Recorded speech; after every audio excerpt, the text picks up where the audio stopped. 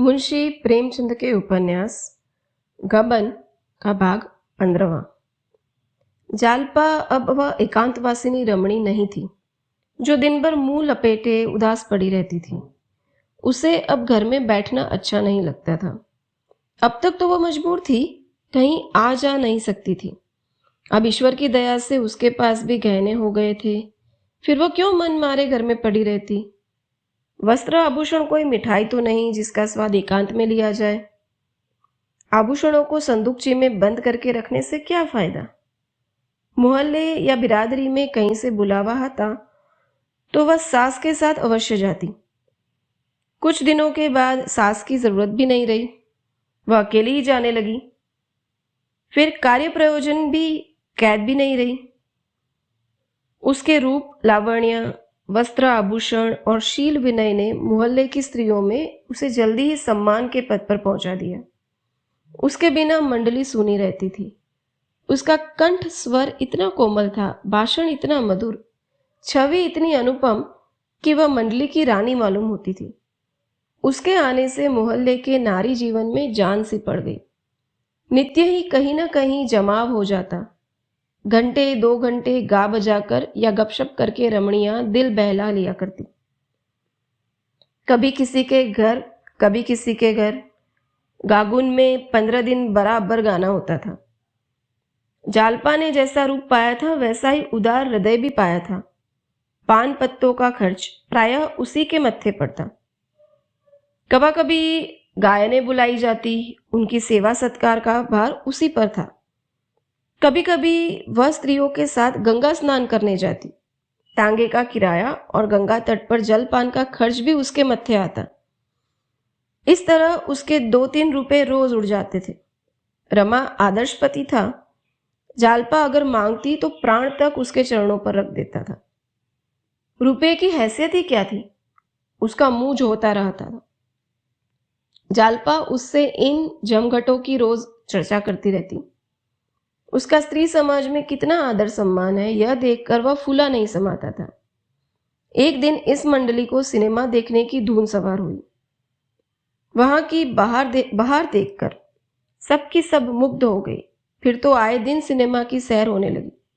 रमा को अब तक सिनेमा का शौक नहीं था। शौक होता भी तो करता क्या। अब तक हाथ में पैसे आने लगे थे, उस पर जालपा का आग्रह। फिर भला वह क्यों न जाता। सिनेमा गृह में ऐसी कितनी ही रमणियां मिलती जो मुंह खोले निसंकोच हंसती बोलती रहती थी। उनकी आजादी गुप्त रूप से जालपा पर भी जादू डाल दिया करती थी। वह घर से बाहर निकलते ही मुंह खोल देती, मगर संकोचवश पर्दे वाली स्त्रियों के ही स्थान पर बैठती। उसकी कितनी इच्छा होती कि रमा भी उसके साथ बैठता। आखिर वह उन फैशनेबल औरतों से किस बात में कम है। रूप रंग में वह हेठी नहीं, सज धज में किसी से कम नहीं, बातचीत करने में कुशल। फिर वह क्यों पर्दे वालियों के साथ बैठे। रमा बहुत शिक्षित न होने पर भी देश और काल के प्रभाव से उदार था। पहले तो वह पर्दे का ऐसा अनन्य भक्त था कि माता को कभी गंगा स्नान कराने लिए जाने पड़ता तो पंडों तक से न बोलने देता। कभी माता की हंसी मर्दाने में सुनाई देती तो आकर बिगड़ता, तुमको जरा भी शर्म नहीं है क्या अम्मा? बाहर लोग बैठे हुए हैं और तुम हंस रही हो। मां लज्जित हो जाती थी, किंतु अवस्था के साथ रमा का यह लिहाज गायब हो जाता था। उस पर जालपा की रूप छटा उसके साहस को और भी उबोजित करती थी। जालपा रूपहीन, काली कलूटी, कुहड़ होती और फुहड़ होती तो वह जबरदस्ती उसको पर्दे में बिठाता। उसके साथ घूमने या बैठने में उसे शर्म आती। जालपा जैसी अनन्य सुंदरी के साथ सैर करने में आनंद के साथ गौरव भी तो था। वहां के सभ्य समाज की कोई महिला रूप गठन और श्रृंगार में जालपा की बराबरी न कर सकती थी। देहात की लड़की होने पर भी शहर के रंग में वह इस तरह रंग गई थी मानो जन्म से शहर ही में रही आई है। थोड़ी सी कमी अंग्रेजी शिक्षा की थी, उसे भी रमा पूरी किए देता था। मगर पर्दे का यह बंधन टूटे कैसे। भवन में रमा के कितने ही मित्र, कितनी ही जान पहचान के लोग बैठे नजर आते थे। वे उसे जालपा के साथ बैठे देखकर कितना हंसेंगे। आखिर एक दिन उसने समाज के सामने ताल ठोककर खड़े हो जाने का निश्चय कर ही लिया। जालपा से बोला, आज हम तुम सिनेमाघर में साथ बैठेंगे। जालपा के हृदय में गुदगुदी सी होने लगी। हार्दिक आनंद की आभा चेहरे पर झलक उठी। वो बोली, सच?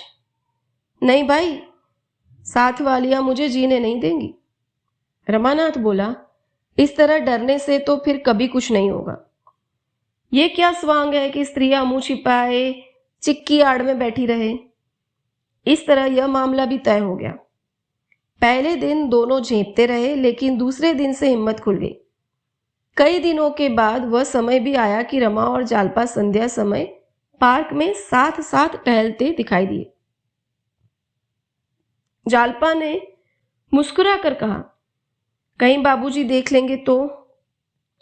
रमानाथ बोला, तो क्या, कुछ नहीं। जालपा बोली, मैं तो मारे शर्म के गड़ जाऊं।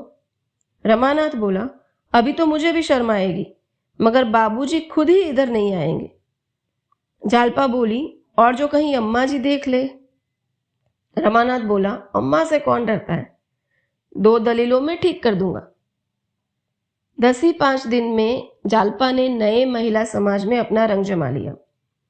उसने इस समाज में इस तरह प्रवेश किया जैसे कोई कुशल वक्ता पहली बार परिषद के मंच पर आता है।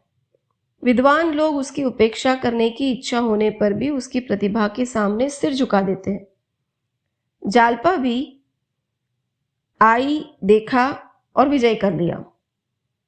उसके सौंदर्य में वह गरिमा, वह कठोरता, वह शान, वह तेजस्विता थी जो कुलीन महिलाओं के लक्षण है। पहले ही दिन एक महिला ने जालपा को चाय का निमंत्रण दे दिया और जालपा इच्छा न रहने पर भी उसे अस्वीकार नहीं कर सकी। जब दोनों प्राणी वहां से लौटे तो रमा ने चिंतित स्वर में कहा, तो कल इसकी चाय पार्टी में जाना पड़ेगा क्या? जालपा बोली, क्या करती ही, इनकार करते भी तो न बनता था। रमानाथ बोला, तो सवेरे तुम्हारे लिए एक अच्छी सी साड़ी ला दूं? जालपा बोली, क्या मेरे पास साड़ी नहीं है? जरा देर के लिए 50-60 रुपए खर्च करने से क्या फायदा? रमानाथ बोला, तुम्हारे पास अच्छी साड़ी कहाँ है? इसकी साड़ी तुमने देखी? ऐसी ही तुम्हारे लिए भी लाऊंगा। जालपा ने विवशता के भाव से कहा, मुझे साफ कह देना चाहिए था कि फुर्सत नहीं है। रमानाथ बोला, फिर इनकी दावत भी तो करनी पड़ेगी। जालपा बोली, ये तो बुरी विपत्ति गले पड़ गई।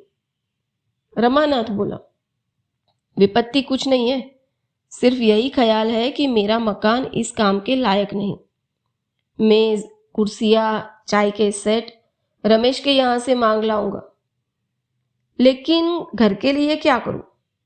जालपा बोली, क्या यह जरूरी है कि हम लोग भी दावत करें? रमा ने ऐसी बात का कुछ उत्तर नहीं दिया। उसे जालपा के लिए एक जूते की जोड़ी और सुंदर कलाई की घड़ी की फिक्र पैदा हो गई। उसके पास कौड़ी भी नहीं थी। उसका खर्च रोज बढ़ता जाता था। अभी तक गहने वालों को एक पैसा भी देने की नौबत नहीं आई थी। एक बार गंगू महाराज ने इशारे से तकाजा भी किया था, लेकिन यह भी तो नहीं हो सकता था कि जालपा फटे हालों चाय पार्टी में जाए। नहीं, जालपा पर वह इतना अन्याय नहीं कर सकता था। इस अवसर पर जालपा की रूप शोभा का सिक्का बैठ जाएगा। अभी तो आज चमाचम साड़ियां पहने हुए थी।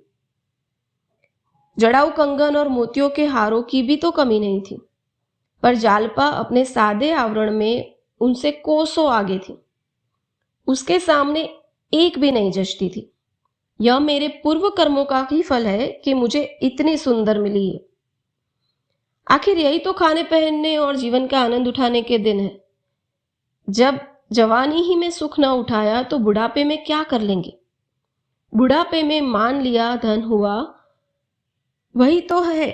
क्या यौवन बीत जाने पर विवाह किस काम का? साड़ी और घड़ी लाने की उसे धुन सवार हो गई। रात भर तो उसने सब्र किया। दूसरे दिन दोनों चीजें लाकर ही दम लिया। जालपा ने झुंझलाकर कहा, मैंने तो तुमसे कहा था कि इन चीजों का काम नहीं है। 150 से कम की नहीं होगी। रमानाथ बोला, 150? इतना फजूल खर्च मैं नहीं हूं। जालपा बोली, 150 से कम की ये चीजें है ही नहीं। जालपा ने घड़ी कलाई में बंधा ली और साड़ी को खोलकर मंत्रमुग्ध नजरों से देखा। रमानाथ बोला, तुम्हारी कलाई पर यह घड़ी कैसी खिल रही है, मेरे रुपए वसूल हो गए। जालपा ने कहा, सच बताओ, कितने रुपए खर्च किए? रमानाथ बोला, सच बता दूं? 135 रुपए। 75 रुपए साड़ी के, 10 के जूते और 50 की घड़ी। जालपा बोली, या 150 ही हुए, मैंने कुछ बढ़ाकर थोड़े कहा था। मगर यह सब रुपए अदा कैसे होंगे? उस चुड़ैल ने व्यर्थ ही मुझे निमंत्रण दे दिया। अब मैं बाहर जाना ही छोड़ दूंगी। रमा भी इसी चिंता में मग्न था, पर उसने अपने भाव को प्रकट करके जालपा के हर्ष में बाधा नहीं डाली। वो बोला, सब अदा हो जाएगा, चिंता मत करो। जालपा ने तिरस्कार के भाव से कहा, कहां से अदा हो जाएगा, जरा सुनो तो। कौड़ी तो बचती नहीं, अदा कहां से हो जाएगा? वह तो कहो बाबूजी घर का खर्च संभाले हुए है, नहीं तो मालूम होता। क्या तुम समझते हो कि मैं गहने और साड़ियों पर ही मरती हूं? इन चीजों को लौटाओ। रमा ने प्रेमपूर्ण नजरों से कहा, इन चीजों को रख लो, फिर तुमसे बिना पूछे कुछ नहीं लाऊंगा। संध्या समय जब जालपा ने नई साड़ी और नए जूते पहने, घड़ी कलाई पर बांधी और आईने में अपनी सूरत देखी, तो मारे गर्व और उल्लास के उसका मुखमंडल प्रज्वलित हो उठा। उसने उन चीजों के लौटाने के लिए सच्चे दिल से कहा हो, पर इस समय वह इतना त्याग करने को तैयार नहीं थी। संध्या समय जालपा और रमा छावनी की ओर चले। महिला ने केवल बंगले का नंबर बतला दिया था। बंगला आसानी से मिल गया। गाटक पर साइन बोर्ड था, इंदुभूषण एडवोकेट, हाई कोर्ट। अब रमा को मालूम हुआ कि वह महिला पंडित इंदुभूषण की पत्नी थी। पंडित जी काशी में नामी वकील थे। रमा ने उन्हें कितनी ही बार देखा था, पर इतने बड़े आदमी से परिचय का सौभाग्य उसे कैसे होता? 6 महीने पहले वह कल्पना भी नहीं कर सकता था कि किसी दिन उसे उनके घर निमंत्रित होने का गौरव प्राप्त होगा। पर जालपा की बदौलत आज वह अनहोनी बात हो गई। वह काशी के बड़े वकील का मेहमान था। रमा ने सोचा था कि बहुत से स्त्री पुरुष निमंत्रित होंगे, पर यहां वकील साहब और उनकी पत्नी रतन के सिवा और कोई नहीं था। रतन इन दोनों को देखते ही बरामदे में निकल आई और उनसे हाथ मिलाकर अंदर ले गई और अपने पति से उनका परिचय कराया। पंडित जी ने आराम कुर्सी पर लेटे ही लेटे दोनों मेहमानों से हाथ मिलाया और मुस्कुराकर कहा, क्षमा कीजिएगा बाबू साहब, मेरा स्वास्थ्य अच्छा नहीं है। आप यहाँ किसी ऑफिस में हैं? रमा ने झेपते हुए कहा, जी हाँ, म्यूनिसिपल ऑफिस में हूं। अभी हाल ही में आया हूं। कानून की तरफ जाने का इरादा था, पर नए वकीलों की यहाँ जो हालत हो रही है उसे देखकर हिम्मत नहीं पड़ी। रमा ने अपना महत्व बढ़ाने के लिए जरा सा झूठ बोलना अनुचित न समझा। इसका असर बहुत अच्छा हुआ। अगर वह साफ कह देता, मैं 25 रुपए का क्लर्क हूं, तो शायद वकील साहब उससे बात करने में अपना अपमान समझे और बोले, आपने बहुत अच्छा किया जो इधर नहीं आए। वहां 2-4 साल के बाद अच्छी जगह पर पहुंच जाएंगे। यहां संभव है 10 साल तक आपको कोई मुकदमा ही ना मिलता। जालपा को अभी तक संदेह हो रहा था कि रतन वकील साहब की बेटी है या पत्नी।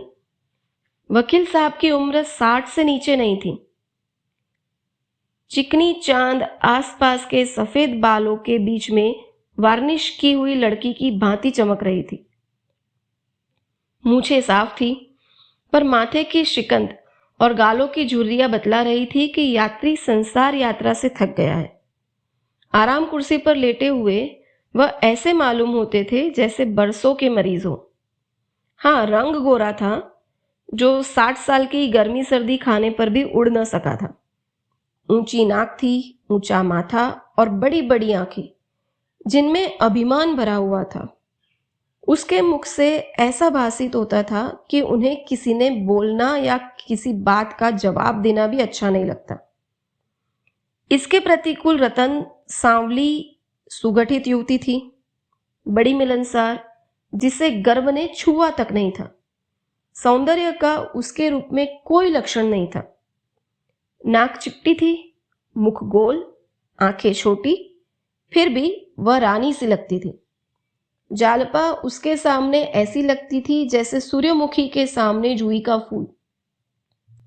चाय आई, मेवे, फल, मिठाई, बर्ग की कुल्फी, सब मेजों पर सजा दिए गए। रतन और जालपा एक मेज पर बैठी। दूसरी मेज रमा और वकील साहब की थी। रमा मेज के सामने आ जा बैठा, मगर वकील साहब अभी आराम कुर्सी पर लेटे ही हुए थे। रमा ने मुस्कुराकर वकील साहब से कहा, आप भी तो आए साहब। वकील साहब ने लेटे लेटे मुस्कुराकर कहा, आप शुरू कीजिए, मैं भी आ ही रहा हूं। लोगों ने चाय पी, फल खाए, पर वकील साहब के सामने हंसते बोलते रमा और जालपा दोनों ही झिझकते थे। जिंदा दिल बूढ़ों के साथ तो सोहबत का आनंद उठाया जा सकता है, लेकिन ऐसे रूखे निर्जीव मनुष्य जवान भी हो तो दूसरों को मुर्दा बना देते हैं। वकील साहब ने बहुत आग्रह करने पर 2 घूंट चाय पी। दूर से बैठे तमाशा देखते रहे। इसलिए जब रतन ने जालपा से कहा, चलो हम लोग जरा बगीचे की सैर करें, इन दोनों महाशयों को समाज और नीति की विवेचना करने दे, तो मानो जालपा के गले का फंदा छूट गया। रमा ने पिंजड़े में बंद पक्षी की भांति उन दोनों को कमरे से निकलते देखा और एक लंबी सांस ली। वह जानता था कि यहां यह विपत्ति उसके सर पड़ जाएगी, तो आने का नाम नहीं लेता था।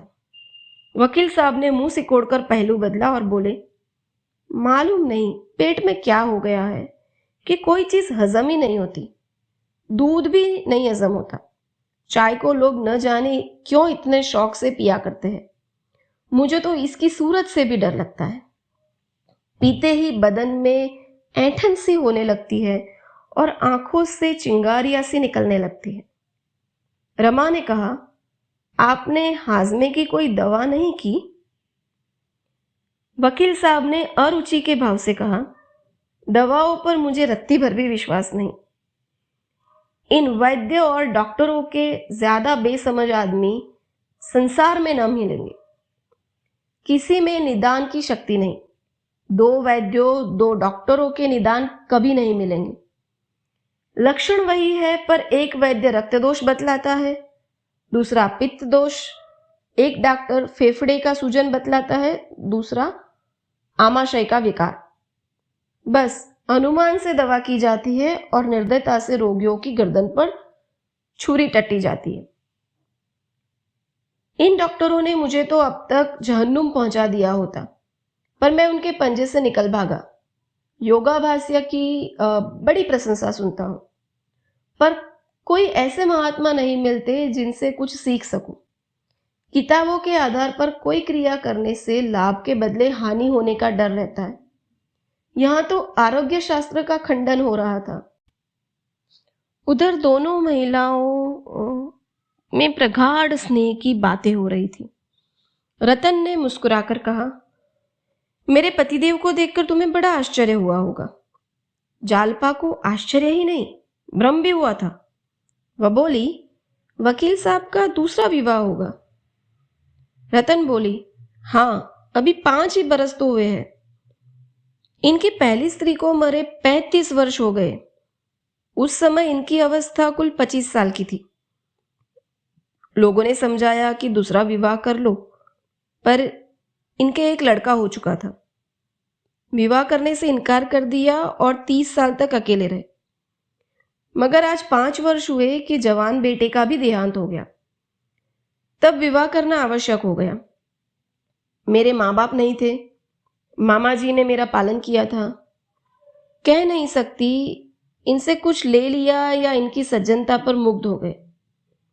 मैं तो समझती हूँ ईश्वर की यही इच्छा थी, लेकिन मैं जब से आई हूं मोटी होती चली जाती हूँ। डॉक्टरों का कहना है कि तुम्हें संतान नहीं हो सकता। बहन, मुझे तो संतान की लालसा नहीं है, लेकिन मेरे पति मेरी दशा देखकर बहुत दुखी रहते हैं। मैं ही इनके सब रोगों की जड़ हूं।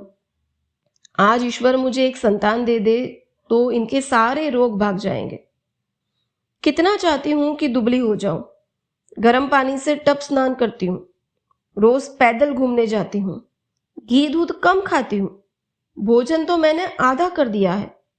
जितना परिश्रम करते बनता है करती हूँ, फिर भी दिन ब दिन मोटी होती जाती हूँ। कुछ समझ में नहीं आता, क्या करूं?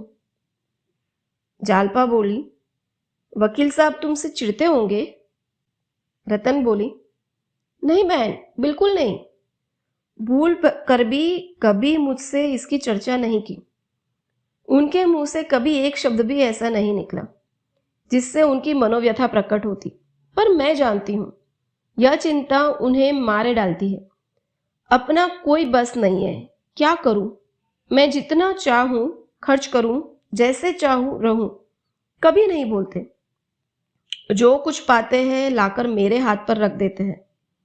समझाती हूं कि अब तुम्हें वकालत करने की क्या जरूरत है, आराम क्यों नहीं करते? पर इनसे घर पर बैठे रहा नहीं जाता। केवल 2 चपातियों से नाता है। बहुत जिद की तो 2-4 दाने अंगूर खा लिए। मुझे तो उन पर बड़ी दया आती है। अपने से जहां तक हो सकता है उनकी सेवा करती हूं। आखिर वह मेरे ही लिए तो अपनी जान खपा रहे हैं। जालपा बोली, ऐसे पुरुष को देवता समझना चाहिए। यहां तो एक स्त्री मरी नहीं कि दूसरा ब्याह रच गया। 30 साल अकेले रहना सबका काम नहीं है। रतन बोली, हाँ बहन, है तो देवता ही। अब भी कभी उस स्त्री की चर्चा आ जाती है तो रोने लगते हैं। तुम्हें उनकी तस्वीर दिखाऊंगी। देखने में जितने कठोर मालूम होते हैं, भीतर से इनका हृदय उतना ही नरम है। कितने ही अनाथों, विधवाओं और गरीबों के महीने बांधा रखे हैं। तुम्हारा वह कंगन तो बड़ा सुंदर है। जालपा बोली, हाँ, बड़े अच्छे कारीगर का बनाया हुआ है। रतन बोली, मैं तो यहां किसी को जानती ही नहीं। वकील साहब को गहनों के लिए कष्ट देने की इच्छा नहीं होती। मामूली सुनारों से बनवाते डर लगता है, न जाने क्या मिला दे। मेरी संपत्ति जी के सब गहने रखे हुए हैं, लेकिन वह मुझे अच्छे नहीं लगते। तुम बाबू रमानाथ से मेरे लिए ऐसा ही एक जोड़ा कंगन बनवा दो। जालपा बोली, देखिए, पूछती हूं। रतन बोली, आज तुम्हारे आने से जी बहुत खुश हुआ। दिन भर अकेली पड़ी रहती हूं। जी घबराया करता है। किसके पास जाऊं? किसी से परिचय नहीं और न मेरा मन ही चाहता है कि उनसे मैं कुछ बात करूं। 2-1 महिलाओं को बुलाया, उनके घर भी गई। चाहा कि उनसे बहनापा जोड़ लूं, लेकिन उनके आचार विचार देखकर उनसे दूर रहना ही अच्छा मालूम हुआ। दोनों ही मुझे उल्लू बनाकर जटना चाहती थी। मुझसे रुपए उधार ले गई और आज तक दे नहीं रही। श्रृंगार की चीजों पर मैंने उनका इतना प्रेम देखा कि कहते लज्जा आ जाती है। तुम घड़ी आधा घड़ी के लिए रोज चली आया करो बहन। जालपा बोली, वाह, इससे अच्छा और क्या होगा? रतन बोली, मैं मोटर भेज दिया करूंगी। जालपा बोली, क्या जरूरत है, टांगे तो मिलते ही हैं। रतन ने कहा, न जाने क्यों तुम्हें छोड़ने को जी नहीं चाहता। तुम्हें पाकर रमानाथ जी अपना भाग्य सराहते होंगे। जालपा ने मुस्कुराकर कहा, भाग्य वाग्य तो कहीं नहीं सहराते, गुड़किया जमाया करते हैं। रतन बोली, सच? मुझे तो विश्वास नहीं आता। लो, वह भी आ गए। पूछना, ऐसा दूसरा कंगन बनवा देंगे ना? जालपा रमा से बोली, क्यों, चरणदास से कहा जाए तो ऐसा कंगन कितने दिन में बना देगा? रतन ऐसा ही कंगन बनवाना चाहती है। रमा ने तत्परता से कहा, हाँ, बना क्यों नहीं सकता, इससे बहुत अच्छे बना देगा। रतन बोली, इस जोड़े के क्या लिए थे? जालपा ने बोला, 800 के थे। रतन बोली, कोई हरज नहीं, मगर बिल्कुल ऐसा ही हो, इसी नमूने का। रमा बोला, हाँ हाँ बनवा दूंगा। रतन ने कहा, मगर भाई अभी मेरे पास रुपए नहीं है। रुपए के मामले में पुरुष महिलाओं के सामने कुछ नहीं कह सकता। वह क्या कह सकता है? इस वक्त मेरे पास रुपए नहीं है। वह मर जाएगा पर यह बोलेगा नहीं। वह कर्ज लेगा, दूसरों की खुशामद करेगा, पर स्त्री के सामने अपनी मजबूरी नहीं दिखाएगा। रुपए की चर्चा को ही वह तुच्छ समझता है। जालपा पति की आर्थिक दशा अच्छी तरह जानती थी, पर यदि रमा ने इस समय कोई बहाना कर दिया होता तो उसे बहुत बुरा मालूम होता। वह मन में डर रही थी कि कहीं यह महाशय ये न कह बैठे, सर्राफ से पूछ कर कहूंगा। उसका दिल धड़क रहा था। जब रमा ने वीरता के साथ कहा, हाँ हाँ रुपए की कोई बात नहीं, जब चाहे दे दीजिएगा, तो जालपा खुश हो गई। रतन बोली, तो कब तक आशा करूं? रमानाथ बोला, मैं आज ही सर्राफ से कह दूंगा, तब भी 15 दिन तो लग ही जाएंगे। जालपा ने कहा, अब की रविवार को मेरे ही घर चाय पीजिएगा। रतन ने निमंत्रण सहर्ष स्वीकार किया और दोनों आदमी विदा हुए। घर पहुंचे तो शाम हो गई थी। रमेश बाबू बैठे हुए थे। जालपा तो तांगे से उतरकर अंदर चली गई। रमा रमेश बाबू के पास जाकर बोला, क्या आपको आए देर हुई? रमेश ने कहा, नहीं अभी तो चला आ रहा हूं। क्या वकील साहब के यहां गए थे? रमा बोला, जी हाँ, 3 रुपए की चपत पड़ गई। रमेश बोला, कोई हरज नहीं, यह रुपए वसूल हो जाएंगे। बड़े आदमियों से राह रस्म हो जाए तो बुरा नहीं है, बड़े बड़े काम निकलते हैं। एक दिन उन लोगों को भी तो बुलाओ। रमा ने कहा, अब की इतवार को चाय की दावत दे आया हूं। रमेश बोला, कहो तो मैं भी आ जाऊं। जानते हो ना, वकील साहब के कई भाई इंजीनियर हैं। मेरे एक साले बहुत दिनों से बेकार बैठे हैं। अगर वकील साहब उसकी सिफारिश कर दे तो गरीब को जगह मिल जाए। तुम जरा मेरा इंट्रोडक्शन करा देना, बाकी और सब मैं कर लूंगा। पार्टी का इंतजाम ईश्वर ने चाहा तो ऐसा होगा कि मेम साहब खुश हो जाएगी। चाय के सेट, शीशे के रंगीन गुलदान और फानुस मैं ला दूंगा। कुर्सियां, मेजे, फर्श सब मेरे ऊपर छोड़ दो। ना कुली की जरूरत ना मजदूर की, उन्हीं मुसलचंद को रंगे दूंगा। रमानाथ बोला, तब तो बड़ा मजा रहेगा। मैं तो बड़ी चिंता में पड़ा हुआ था। रमेश ने कहा, चिंता की कोई बात नहीं, उसी लौंडे को जोत दूंगा। कहूंगा जगह चाहते हो तो कारगुजारी दिखाओ, फिर देखना कैसी दौड़ धूप करता है वो। रमानाथ ने कहा, अभी 2-3 महीने हुए आप अपने साले को कहीं नौकर रखा चुके हैं ना? रमेश ने कहा, अजी अभी 6 और बाकी है, पूरे 7 जीव है, मेरे 7 साले हैं। जरा बैठ जाओ, जरूरी चीजों की सूची बना ली जाए। आज ही से दौड़ धूप होगी, तब सब चीजें जुटा सकूंगा। और कितने मेहमान होंगे? रमानाथ ने कहा, मेम साहब होंगी और शायद वकील साहब भी आएंगे। रमेश ने कहा, यह बहुत अच्छा किया, बहुत से आदमी हो जाते तो भब्बड़ हो जाता।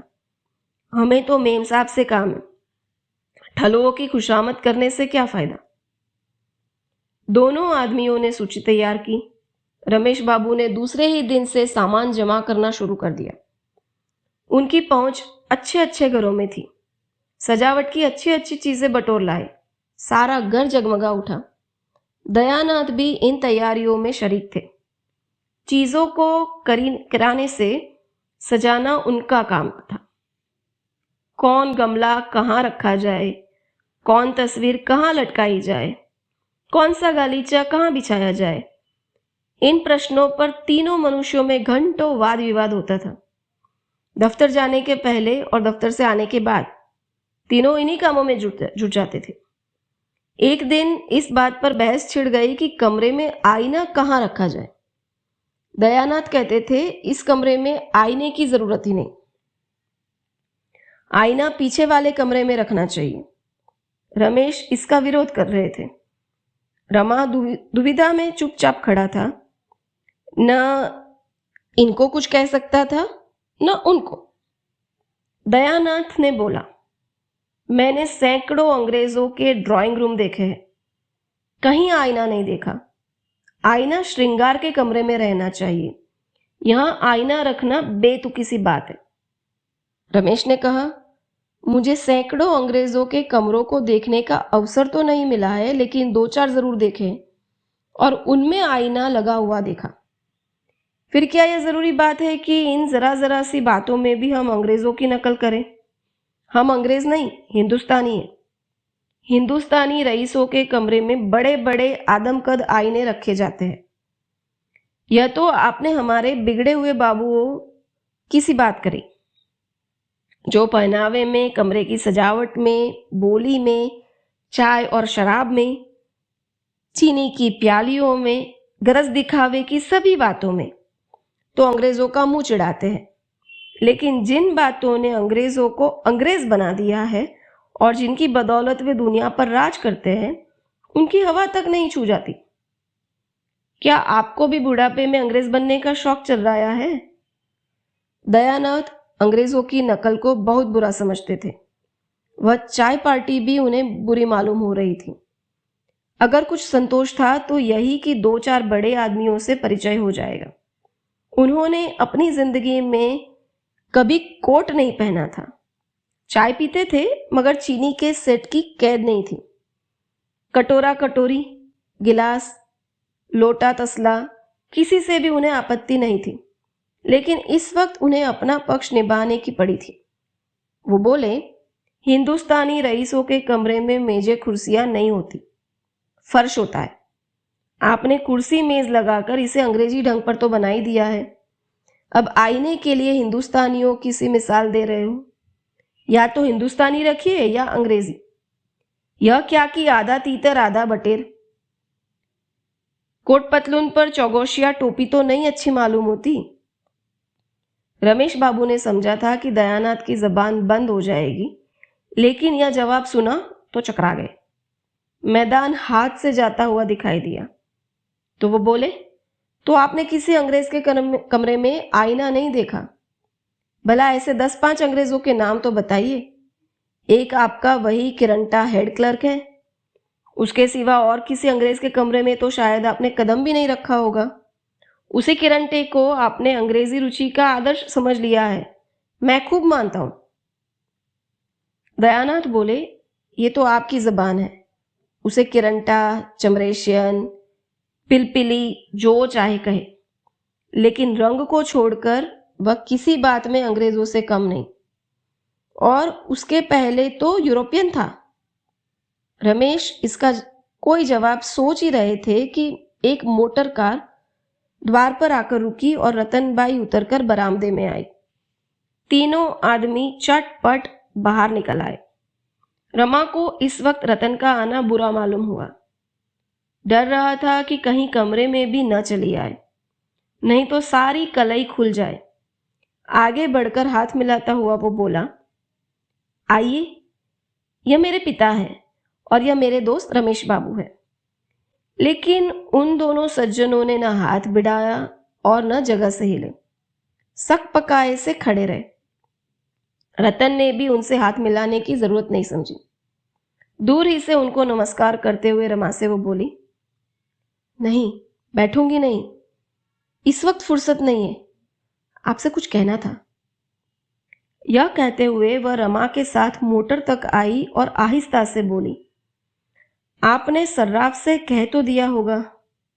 रमा ने निसंकोच होकर कहा, जी हां, बना रहा है।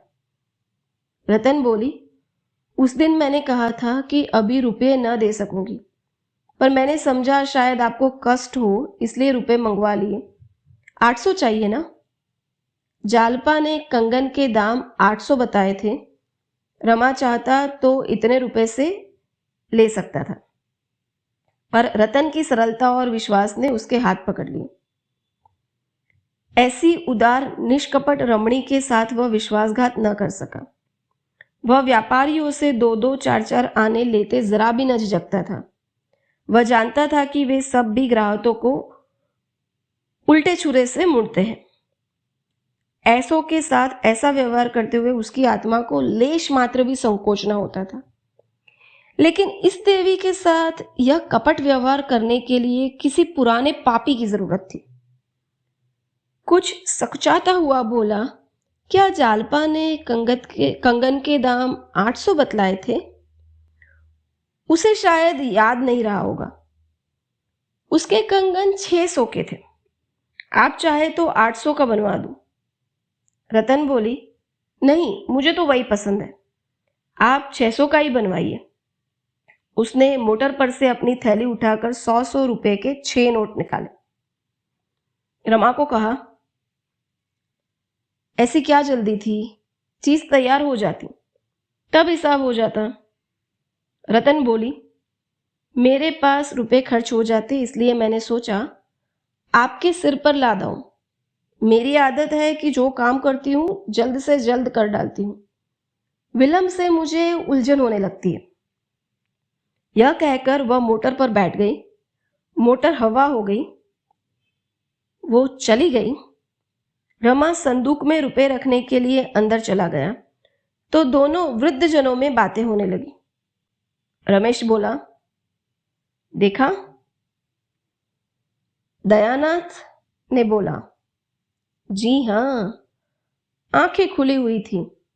अब मेरे घर में भी वही हवा आ रही है। ईश्वर ही बचाए।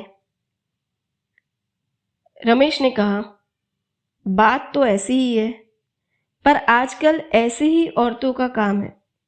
जरूरत पड़े तो कुछ मदद तो कर सकती है। बीमार पड़ जाओ तो डॉक्टर को तो बुला ला सकती है। यहां तो चाहे हम मर जाए तब भी क्या मजाल की स्त्री घर से बाहर पांव निकाले। दयानाथ ने बोला, हमसे तो भाई यह अंग्रेजियत नहीं देखी जाती। क्या करे, संतान की ममता है। नहीं तो यही जी चाहता है कि रमा से साफ कह दूं, भैया अपना घर अलग अलग लेकर रहो। आंख फटी फिर गई। मुझे तो उन मर्दों पर क्रोध आता है जो स्त्रियों को यों सर चढ़ा देते हैं। देख लेना, एक दिन यह औरत वकील साहब को जरूर दगा देगी। रमेश बोला, महाशय, इन बात में मैं तुमसे सहमत नहीं हूं। ये क्यों मान लेते हो कि जो औरत बाहर आती जाती है वह जरूरी बिगड़ी हुई है? मगर रमा को मानती बहुत है। रुपए न जाने किस लिए दिए। दयानाथ बोला, मुझे तो इसमें कुछ गोलमाल मालूम होता है। रमा कहीं उससे कोई चाल न चल रहा हो। इसी समय रमा भीतर से निकला आ रहा था। अंतिम वाक्य उसके कान में पड़ गया। भौहें चढ़ाकर बोला, जी हाँ, जरूर चाल चल रहा हूं। उसे धोखा देकर रुपए ऐंठ रहा हूं। यही तो मेरा पेशा है। दयानाथ ने झेपते हुए कहा, तो इतना बिगड़ते क्यों हो? मैंने तो कोई ऐसी बात नहीं की। रमानाथ बोला, पक्का जालिया बना दिया। और क्या कहते? आपके दिल में ऐसा सुबह क्यों आया?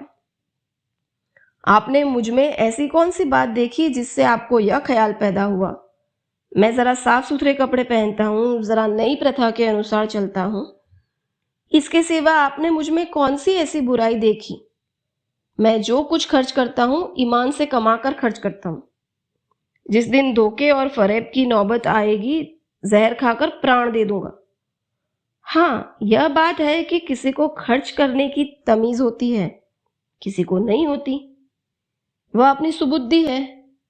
अगर इसे आप धोखेबाजी समझे तो आपको अख्तियार है। जब आपकी तरफ से मेरे विषय में ऐसे संशय होने लगे तो मेरे लिए यही अच्छा है कि मुंह में कालिख लगाकर कहीं निकल जाओ। रमेश बाबू यहां मौजूद है। आप इनसे मेरे विषय में जो कुछ चाहे पूछ सकते हैं। या मेरे खातिर झूठ नहीं बोलेंगे। सत्य के रंग में रंगी हुई इन बातों ने दयानाथ को आश्वस्त कर दिया। वह बोले, जिस दिन मुझे मालूम हो जाएगा कि तुमने यह ढंग अख्तियार किया है, उसके पहले मैं मुख में कालिख लगाकर निकल जाऊंगा। तुम्हारा बढ़ता हुआ खर्च देखकर मेरे मन में संदेह हुआ था। मैं इसे छिपाता नहीं हूं, लेकिन जब तुम कह रहे हो तुम्हारी नीयत साफ है, तो मैं संतुष्ट हूं। मैं केवल इतना ही चाहता हूं कि मेरा लड़का चाहे गरीब रहे, पर नीयत ना बिगाड़े। मेरी ईश्वर से यही प्रार्थना है कि वह तुम्हें सत्पथ पर रखे। रमेश ने मुस्कुराकर कहा, अच्छा, ये किस्सा तो हो चुका। अब ये बताओ, उसने तुम्हें रुपए किस लिए दिए? मैं गिन रहा था, 6 नोट थे, शायद 100 के थे। रमानाथ ने बोला, 600 रुपए मैं ठग लाया हूं। रमेश ने बोला, मुझसे शरारत करोगे तो मार बैठूंगा। अगर जट ही लाए हो, ठग ही लाए हो, तो भी मैं तुम्हारी पीठ ठोकूंगा। जीते रहो, खूब जटो, खूब ठको, लेकिन आबरू पर आंच न आने पाए। किसी को कानो कान खबर न हो। ईश्वर से तो मैं डरता नहीं। वह जो कुछ पूछेगा उसका जवाब मैं दे दूंगा, मगर आदमी से डरता हूं। सच बताओ, सच सच बताओ, किस लिए रुपए दिए?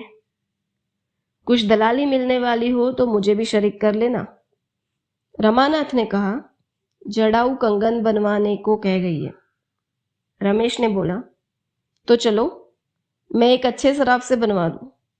यह झंझट तुमने बुरा मोल लिया है। औरत का स्वभाव जानते नहीं, किसी पर विश्वास तो इन्हें आता ही नहीं। तुम चाहे 2-4 रुपए अपने पास ही से खर्च कर दो, पर वह यही समझेगी कि मुझे लूट लिया। नेक नामी तो शायद ही मिले, हाँ, बदनामी तैयार खड़ी है। रमानाथ बोला, आप मूर्ख स्त्रियों की बातें कर रहे हैं। शिक्षित स्त्रियां ऐसी नहीं होती। जरा देर बाद रमा अंदर जाकर जालपा से बोला, अभी तुम्हारी सहेली रतन आई थी। जालपा ने कहा, सच? तब तो बड़ा गड़बड़ हुआ होगा। यहां कुछ तैयारी तो थी ही नहीं। रमानाथ ने कहा, कुशल यही हुई कि कमरे में नहीं आई, कंगन के रुपए देने आई थी। तुमने उनसे शायद 800 रुपए बताए थे, मैंने 600 लिए हैं। जालपा ने झेंपते हुए कहा, मैंने तो दिल लगी की थी। जालपा ने इस तरह अपनी सफाई तो दे दी, लेकिन बहुत देर तक उसके मन में उथल पुथल होती रही।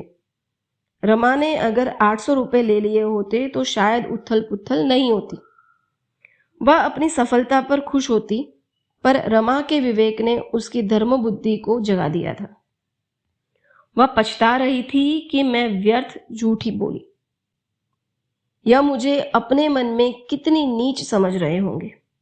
रतन भी मुझे कितनी बेईमान समझ रही होंगी।